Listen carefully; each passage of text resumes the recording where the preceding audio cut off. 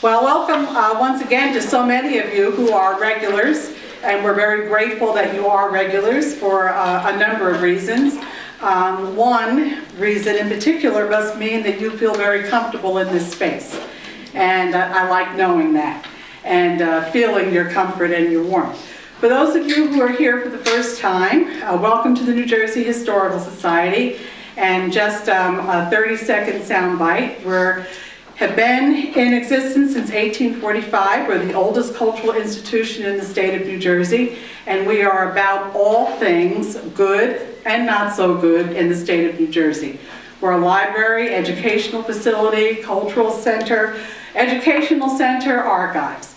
And we're 6 floors, we're open by appointment, and we hope that this will not be your first visit, but will be the first of many visits. Your last visit will be the first of many visits.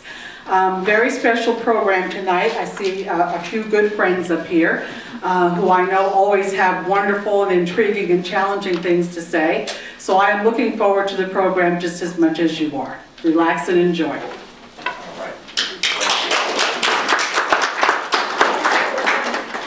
Thank you, Linda. And the only other housekeeping thing I would offer is those of you who would like to be on the mailing list or email list for the Newark History Society, if you can write your address and give it either to Warren Grover or to me, we'll be glad to add you to our list. We've been putting on programs now for the last 7 or 8 years with the intent of drawing more attention to the history of Newark, and also to encourage the continuing study of different aspects of the history of Newark going back over the last 350 years. We've been talking a long time, Becky, I think, about doing this program, about community organizing in Newark. Becky Doggett, who's one of our panelists tonight, is on the executive committee for the Newark History Society, and usually is full of good ideas about how we can flesh out our programs, but for tonight we just asked Becky to run with it, because there's hardly anybody who knows more or knows more people involved in community organizing in Newark.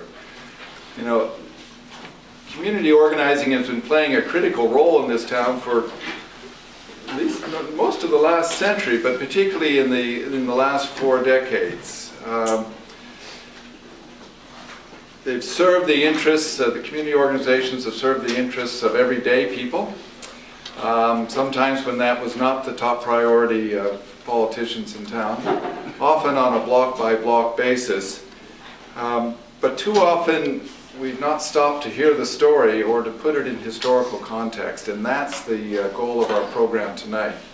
We've asked Gerald Joab, the Director of the Greater Newark, New Jersey City Local Initiatives Support Corporation, or LISC, to be our moderator. He's well known to all the community organizations in town because of the work that LISC does in the housing area and has done for some 30 years in this area. So Gerard, I think you're going to introduce the program and the panelists and take it from there. There will be an opportunity to ask questions at the end. Good evening. Good evening. Moderator, huh? If you know anything about organizers, moderator. All right, joke's on me, right? These are wonderful people, and it's been my pleasure to work with them for many, many years. Before I start, I should mention that Council President Mildred Crump is in the audience, and we just want to say welcome and hello.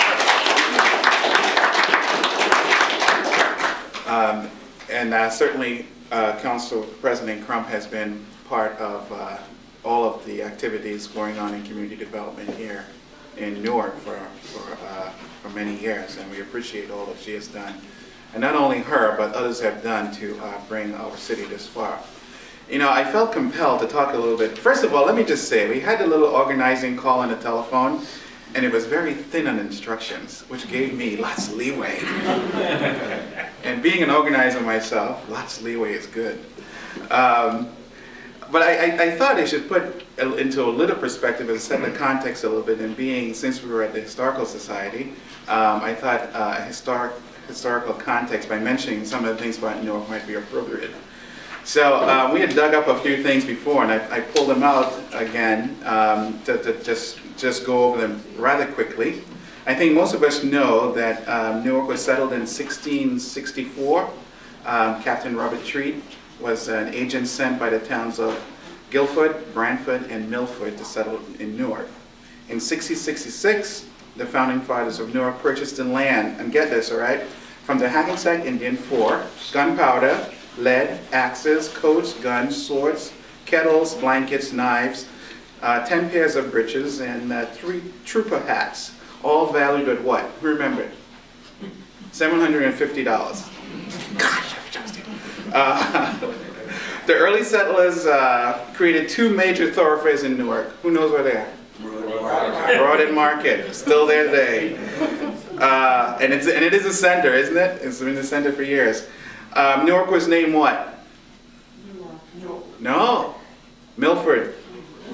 After the settlers came, after one of the towns from Connecticut, and then it was renamed Newark to name after who? To honor who? The pastor of Old First Church, Old First Presbyterian Church, Abraham Pearson, and he was ordained in Newark-on-the-Trent in England. I don't remember where. I don't have that in when. But that's how Newark got its name. During the Revolutionary War, Washington Army retreated through Newark. And in 1776, the British occupied Newark for a little time. I think most of us know that. In 1789, the New Jersey legislators gave new charters to all the townships. And in 1806, Newark was divided into 3 districts. Remember who they are?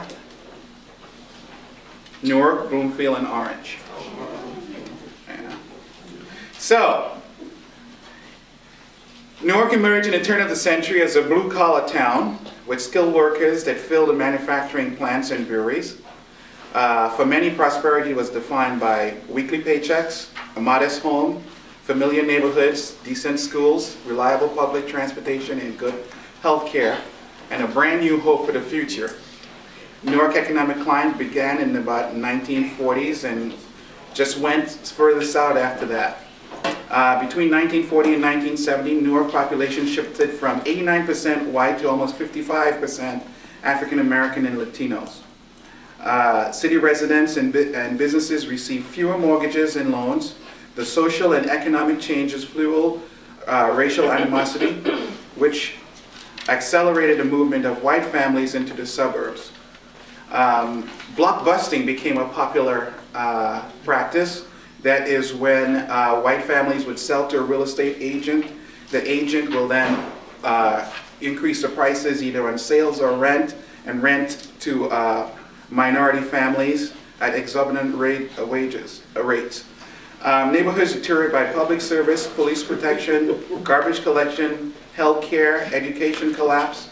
The city government, meanwhile, lacked the will or the expertise to solve these problems or even address them.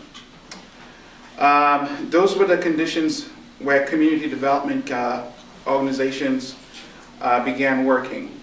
6 months after the civil disturbances in 1967, New Community Corporation was born. Within 4 years, equally strong CDCs such as La Casa de Don Pedro, Unified Behavioral Services Organization, International Youth Organization were also in business. These organizations followed United Community Corporation, who was created in 1964. LISC presence in Newark came around 1987, when I was about 3 years old. Just kidding.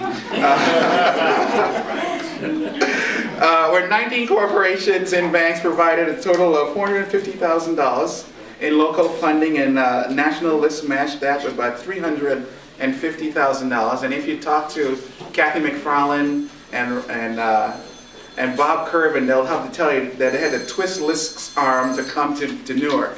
But we did eventually. Since that time, LISC and our affiliate, the National Equity Fund, have brought more than $58 million to Newark, and that in turn has leveraged over $311 million in public and private sources.